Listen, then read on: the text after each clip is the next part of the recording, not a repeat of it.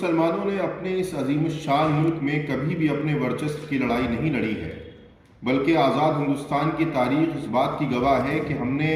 अंग्रेज़ों के ख़िलाफ़ लड़ाई में लाखों की तादाद में कुर्बानियाँ दी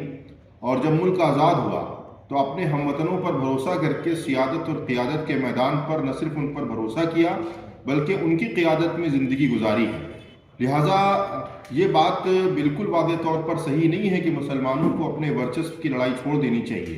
दूसरी बात यह है कि मुसलमान अपने हमवतनों के साथ रहकर किसी भी खौफ और ख़तरे को महसूस नहीं करता है, लिहाजा डरने का जो सवाल है यकीनी तौर पर मुसलमानों के साथ उसका कोई ताल्लुक़ नहीं, इसलिए कि इस मुल्क के अंदर हम निहायत ही आज़ादी के साथ और संविधान का पालन करते हुए रहते हैं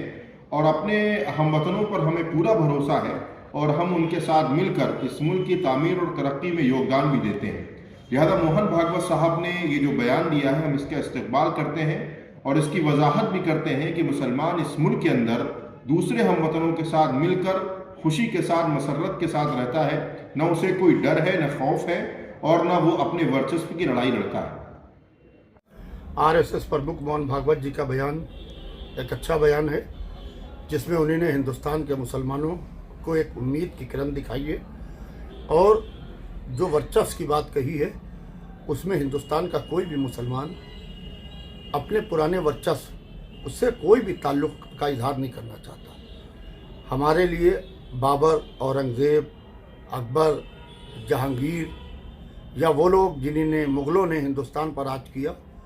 हमारा उनसे कोई भी ताल्लुक़ नहीं है। हमारा ताल्लुक़ है उन लोगों से जिन्होंने इस मुल्क को बनाया है। हमारा ताल्लुक़ है उन लोगों से जिन लोगों ने इस मुल्क में कुर्बानी दी है। हमारा ताल्लुक़ है उन लोगों ने जिन्होंने इस मुल्क के लिए अपनी गर्दनें कटाई हैं। लिहाजा जो अतीत की बात कर रहे हैं कि अपने पुराने अतीत की तरफ नहीं लौटना चाहिए और मुसलमानों को डरने की ज़रूरत नहीं है। तो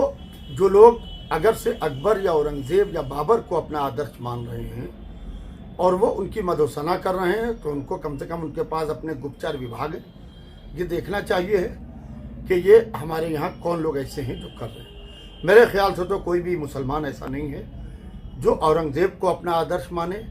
जो बाबर को अपना आदर्श माने, बल्कि हमारे यहाँ आदर्श माना जाता है, रसूल इस्लाम को आदर्श माना जाता है, इमाम हुसैन अलैहिस्सलाम को जिन्होंने करबला में सबसे बड़ी कुर्बानी दी थी उनको हम अपना आदर्श मानते हैं और उसके पंचनों पर चलते हुए हम कोशिश करते हैं कि जिन्होंने हिंदुस्तान आने की तमन्ना की थी और जब 100 काल मुसलमानों ने इमाम हुसैन अलैहिस्सलाम का रास्ता रोका तो उन्होंने कहा था कि मैं तुम्हारी सरहदों से दूर हिंदुस्तान जाना चाहता हूँ जहाँ मुसलमान तो नहीं मगर इंसान रहते हैं।